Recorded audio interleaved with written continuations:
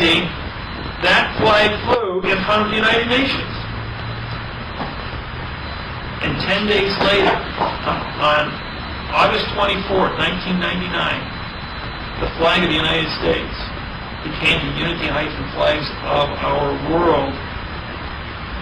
And because they left it up from the UN, they traversed with it by flying it, saying, we acknowledge Jeff Steve and David Miller to be ambassadors of the United Nations, and they have a country called the Unity Hyphen States of our world with an in the truth language that is mathematically certified frontwards and backwards. That's why, as ambassadors, we were eligible to then go to The Hague, because only Hagues of an independent country could establish an in the truth constitution, a treaty, a trust, and file a lawsuit at The Hague that says genocide and apartheid are the issues of the modification of language to bastardize the human race on this planet, all 6 billion of us. The World Court spent 13 months, 87 employees and 15 judges, and a conclusion that we were right, the T's were crossed, the I's were dotted, and every single fact in that lawsuit was in fact quantumized.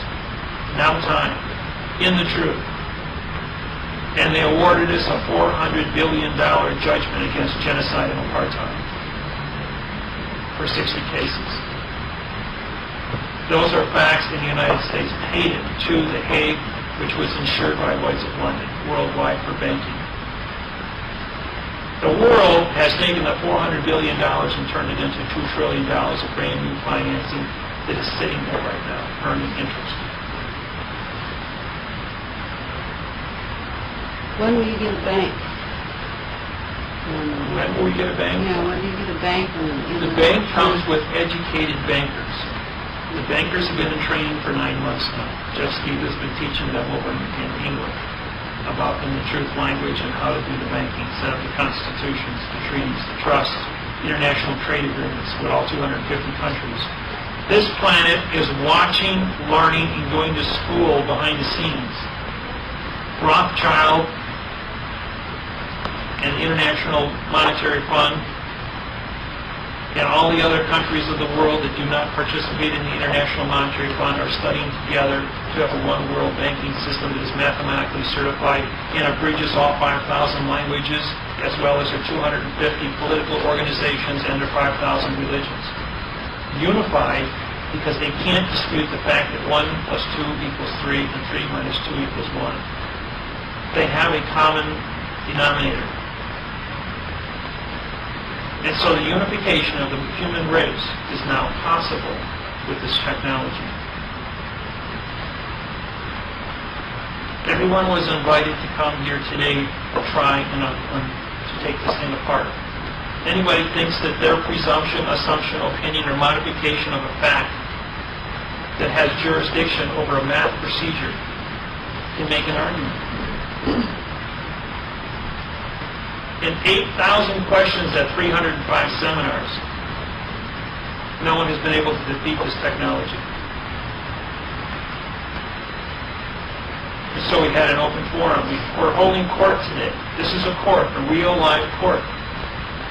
It was advertised as a court where people could ask questions and make arguments if they think that they have a vehicle, a vessel, some idea of thinking that can stop truth or obstruct what truth is, because everyone on this planet in their own hearts believes in the truth. And no one likes to be lied to. Yes? So what is it that you do if people don't acknowledge it in the first place? The only thing that a person does when they say truth doesn't exist is they embarrass their own intelligence. As far as focus. It's still an embarrassment. For an individual to stand up and say 3 plus 3 equals 7 because I say so. And we're going to change the rules for my convenience.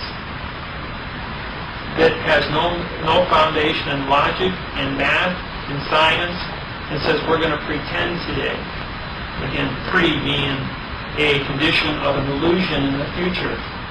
And ten, T-E-N-D, becomes a condition of contract in Latin, which means there is none. and then just make up the rules out of thin air and say, show me your contract written. And they can't do that, so therefore there is no offer, acceptance, and compliance. Contract is maritime. Earth is a vessel in a sea of space. All of you are vessels that walk upon that, therefore you're all under maritime contract. And the maritime contract is you will offer, accept, apply with whatever it is you do. You have adhesive contracts for your personal checking, your driver's license, passports, your mortgages, the Federal Reserve notes you have in your pockets. And for all the people in the world that stand up, you know that 68 million of Americans don't pay taxes and 128 million do, of 300 million.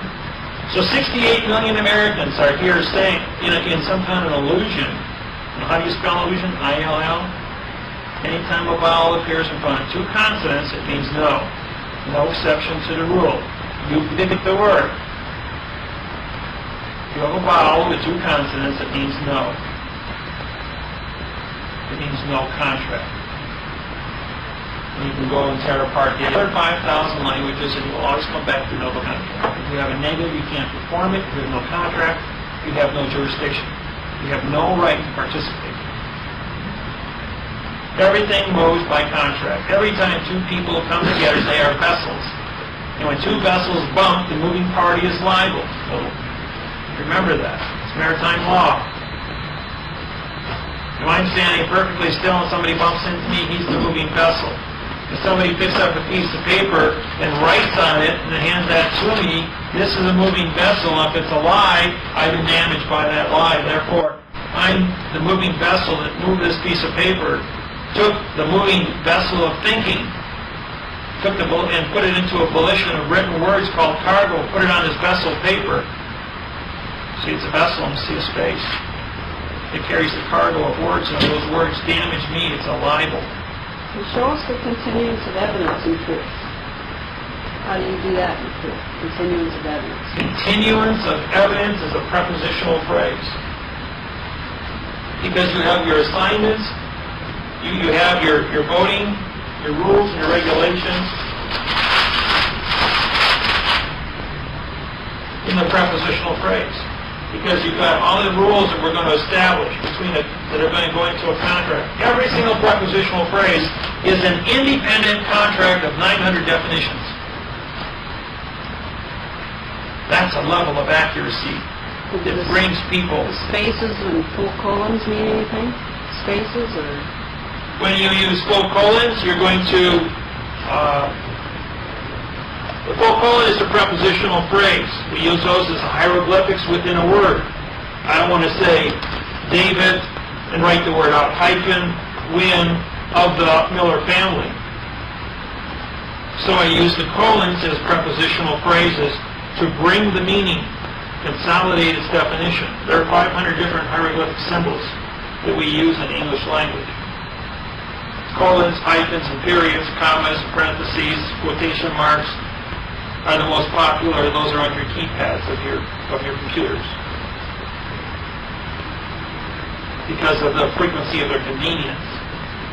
But what we're doing here is we're taking and identifying the accuracy of a noun. If my body is a noun and I have to identify my body with hieroglyphic words and hieroglyphic symbols and letters, this is to advertise my contract so I can put it on paper, because the vessel must carry paper, must carry identity, and show the rules and regulations by which it speaks. Because you can't see my thought. You don't know what's in my volition of thinking. You can't hold a thought in your hand. So I carry my badge. My badge shows my picture. And this piece of plastic is a vessel. The vessel has a flag on it. The vessel has its postage paid for. The postmaster cancels the stamp by signing his name over it. As a postmaster, I'm responsible to transport the vessel and not obstruct its definition. It has a seal, which is my thumbprint. It's common law seal, worldwide acknowledged, because it is a reflection that the images on my thumb are unique to 6 billion humans on this planet. And so the symbol is placed on here. My autograph is placed on here also, because it's authentic. It's the author of this document. The rules and regulations of my jurisdiction are placed on the front with proper punctuation. A picture of who I am so that the identity of the plastic goes with the face. The face, if you digitalize this, the computers can break this into thousands of different pixels of shape, size, color that is unique amongst all 6 other billion humans on this planet. And on the back we have a contract with an endorsement to certify the fact these are the rules and regulations. This license carries one responsibility, and that responsibility joins with the second license. The world of fiction has given us a license called an operator's license, driver's license. This license here is a contract that says we will stop and correct things that are wrong in our society of fiction. On the back is a flag, so that the vessel of this plastic has also been canceled with a stamp to transport it. The autograph across the stamp is the postmaster to transport the vessel. The rules and regulations of this vessel are to stop and correct if I see something wrong, and I have to use knowledge, which is volition. And that joins with this contract and my rules and regulations to stop and correct the language. To use prepositional phrases in front of a noun is the only unique thing that I do. I don't tell you what to think. I don't tell you what noun to use. But I will tell you the prepositional phrase to certify that noun so it is mathematically correct frontwards and backwards. And that's what this does. This gives me the right to talk to you and arbitrate the accuracy of words on a level of 900 to 1 per word and 100 million to 1 per sentence. Yes? I'm sorry, I came in late on this, Okay. but that what you're describing right there, is that a new contract that we entered in the United States and the world that you're talking about? Does that put us into a different jurisdiction, taking us from fiction of the United States District of Columbia with a fully capitalized name into back for status as a homo sapien, as a human being rather than as Francis homo? Okay. Your position as a homo sapien, better known as a party, P-A-R-T-Y. If you're a person, you're a corporate structure. If you're a person, we will put you on paper. If you're a person, we will give you a badge, a license. We will somehow hang a label on you to say who you are. Because in order for you to exist in our society, you have to enter into a contract. Otherwise, we won't allow you in our society. If you came from Japan, and you were an illegal alien, and our police force knew about it, they immediately grab you, possess you, and send you back because you violated our immigration laws for medical reasons. We have to quarantine you because you might have a disease. But as a human being, human means monster. Look it up in the dictionary, it means monster. Why? Because we eat our own. We feed upon each other. We hurt one another as humans. As a party, you have the ability to be who you are, think, reason, and communicate and make contract with other people. And those contracts control the rules and regulations of the voting, of the rules of how you're going to function within this room, and we're going to vote. The vote is, you offer, he accepts, sitting next to you, and together you comply. In other words, you're sharing the table right now by mutual agreement. You're not beating each other up saying, no, it's my table. You can't sit here. You're being orderly, you've made a contract, even though you had no communication with each other, you still made a contract to be orderly and sit at the same table and share information and respect each other's space. And you got that because you had prior training before you came into this room. Well, how about then, how does it take you from the fiction where they have a fully capitalized name as a vessel? Because you are a vessel. The law requires that all vessels have capitalized names. You are a cadaver. For one thing, if you sat there and said nothing, you would be a cadaver. If you were dead, you'd still be sitting there saying nothing, and you'd be dead, right? Okay, it's your volition of thinking now, and your ability to communicate with me on a intelligent level that allows this contract and conversation to take place. So you're offering ideas, I'm offering ideas back to you, we exchange ideas, If we like the ideas, we continue our ideas. If we don't like our ideas, well, now there's something wrong here. We have to discuss what we don't like. But we do have the ability to resolve these ideas through dictionaries, deductive reasoning, joint communications from other people in the room. In other words, you're limited to your age and education and experience. So am I. But if I go ahead and I say, okay, everyone in this room is going to participate, now you have not 60 years of thinking, you've got 6,000 years of thinking. With 6,000 years of thinking, you're going to come up with a lot more ideas than with 60 years. But then the claim to title to the property, who owns that? Okay. The individual as a That's a good question. Or does the government under the fiction? Okay, property. Everything on this planet is assigned and identified to somebody for control. So one person owns something of everything on this planet. Like this pen right now. This pen is owned by the building. I rent the room. And with the rent of the room, they say I can use the ink in the pen. But when I'm done, whatever ink is left over belongs to the building. Because this is our contract. So therefore, contract controls everything, every ownership, including our conduct of how we're going to act in here. It establishes the Constitution. When I put that flag up there, I wrote specific points of information around the room here. And this is advertised points of contract that go with that flag. We also have a book. Books are in the back, which are the constitutions of the unity-states of our world, which are published worldwide. And those, this here is the book. It's 115 pages long, that articulates the Constitution, types of lawsuits, arguments from everything to see that go underneath that flag that we use. But the courts have the jurisdiction with the flag of the United States of Columbia, which is the gold French flag. That is true. It has 4 colors. It is not Title IV. Some of the courtrooms have taken out the yellow fringe and put this flag in, but they still leave on a yellow maritime braid because it's maritime contract. You're a vessel, I'm a vessel. When 2 vessels come together, the moving vessel is liable. When 2 vessels come together, though, we hire a judge, which becomes the article within our prepositional phrase. You and I are both over here as prepositions. We've got to get to the fact. We have to first talk to a judge first, because he's going to make, or he or she is going to make a determination as to what the facts are over here.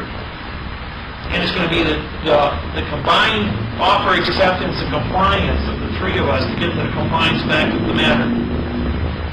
If I, as a judge, you come before me and you use adverb-verb technology, I'm going to say you don't have reading and writing skills. If you're trying to modify your condition of thinking, to modify the facts before me as a judge, I'm going, what is your volition to modify? Use the facts. Bring forth your ability to communicate. But if you're saying, well, I can't communicate, I can't make a contract, I have no knowledge, then you become a ward of the state. And as a judge, I will assign you to a condition where the ward, your wardship, will be secure, so that your vessel is not damaged, because your vessel of your body can't be damaged by your volition of thinking. So I dress you in pink pajamas, and feed you starchy food, and I'll lock you up here tonight so you don't get lost in the darkness. Better known as jail.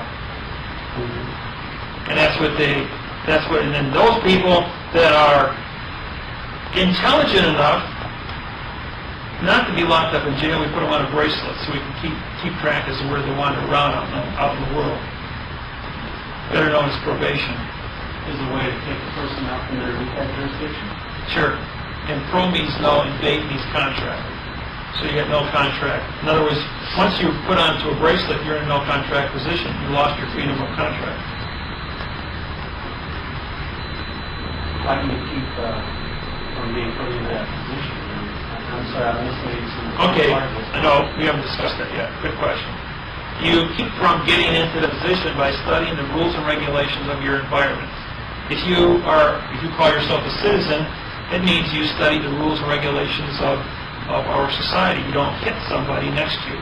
In other words, as a vessel how you move around the world, including getting into an automobile, taking control of other vessels. You don't take your vessel and damage another vessel. As long as you damage no other vessel, have no contact with no other vessel, you have a right to exist in our society as a citizen.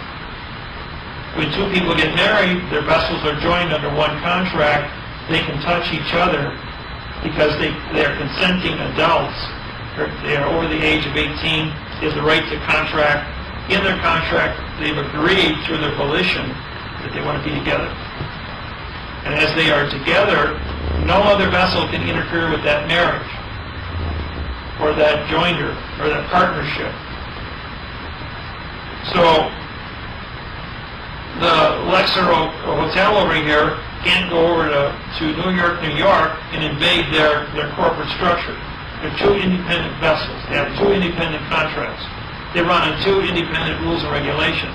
However, they do have similar regulations because they sit on land that is owned by the state of Nevada.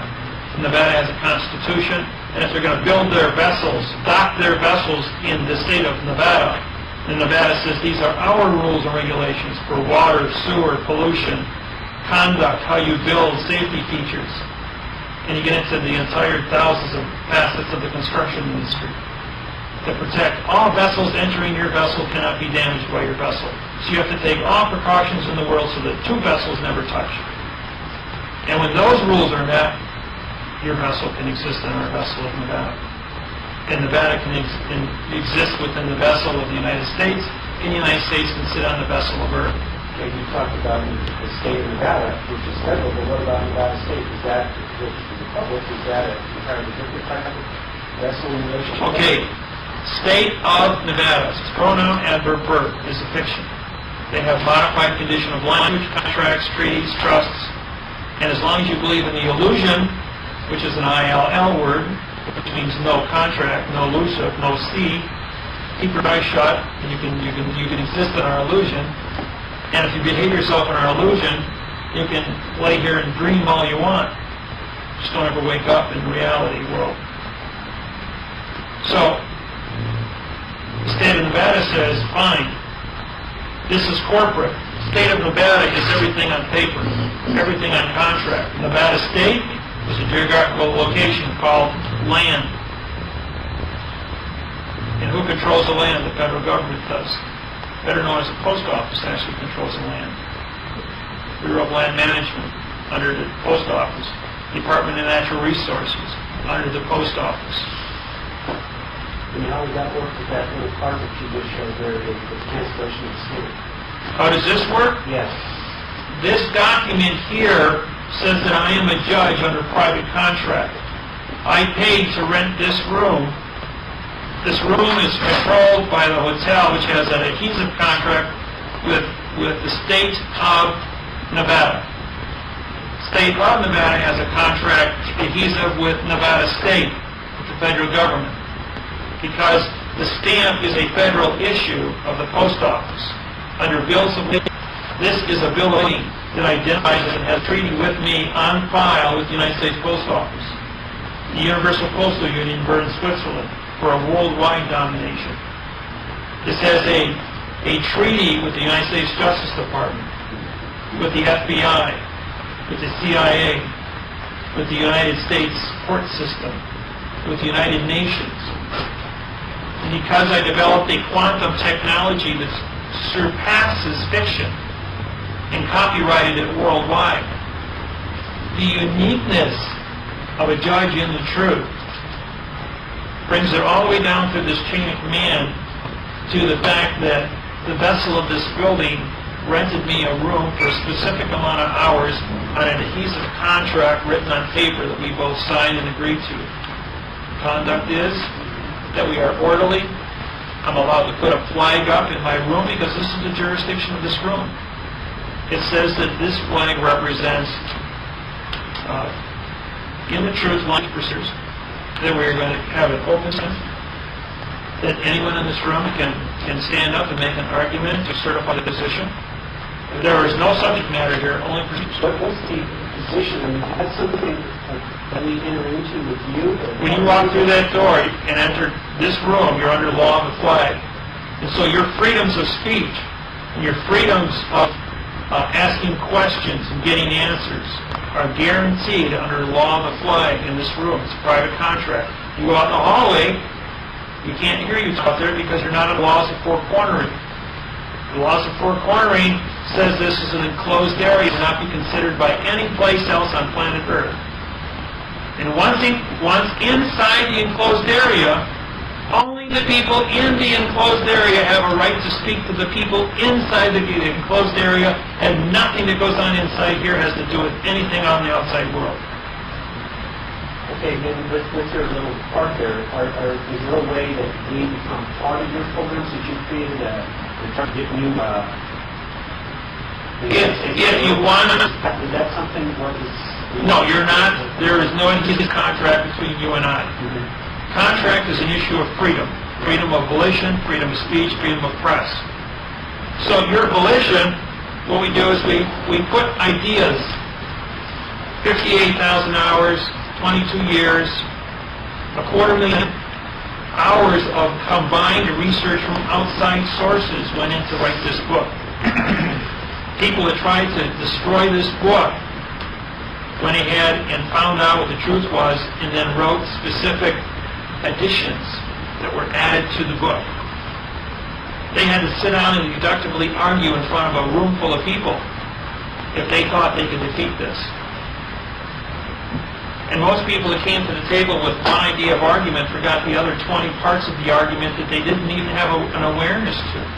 Their lack of knowledge left them without argument. And when they learned the other 20 parts of the argument, they said, "You're right. You're right in what you've written." So what we did is we wrote it down on paper so that anyone is free to tear this apart and try and prove it wrong. And the more they try to prove it wrong in the world of fiction, they prove it right in the truth of the world of facts. Which is what is legal. Yes. And once your volition is tripped, once you are aware of what is wrong and you are aware of what is right. What is knowledge? The difference between right and wrong. And now you can choose. It's called freedom of choice. And your volition to choose is guaranteed by God. That's the point. He's the master. Correct. And it's the free. Right. And when you learn to you are free in your volition, you're free in your thinking, and all things that come against you will be defeated. Because fiction has absolutely no one against truth. Because facts are facts. In other words, 3 + 3 = 6. Fiction can rise out of law, but law cannot rise out of fiction. Correct. Because if law is written by two fiction individuals, what's the end result? Fiction. Fiction in, fiction out.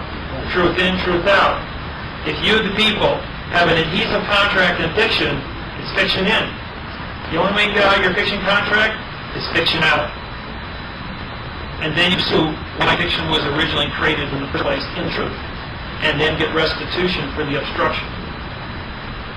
That's how you put that You have a together. marriage license, birth certificate, and a driver's license. Doesn't the government own you? And how do you get out of that? The marriage license, your birth certificate, and any other adhesive contracts written in the truth, you have to go to a fiction court, say to a fiction judge, these things we were taught in school were fiction. You paid to have us obstructed. You paid, in other words, you were a co-conspirator to destroy us mentally. I have learned the difference between right and wrong, how to use prepositional phrases, and how to correct. And I have evolved beyond your fiction to be a truthful person. So I am suing you in the truth to vacate your position or prove your position if you can't do so.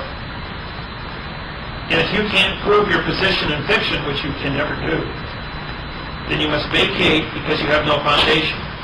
Once the foundation is removed, you can't build a house without a foundation. You can't build anything without a foundation. Yes? How can you justify the word vacate? Vacate, VA, comes from value. I mean, Valiance. vacate, according to dictionaries, is a verb. I mean, writing in it. There's only two verbs in English language. Is is singular, are is plural. Vacate is a conditioned state. You have to bring it by a prepositional phrase. The dictionary gave you words. Is running a verb or a noun? Every word is a noun. All words are nouns. Running is a condition of state.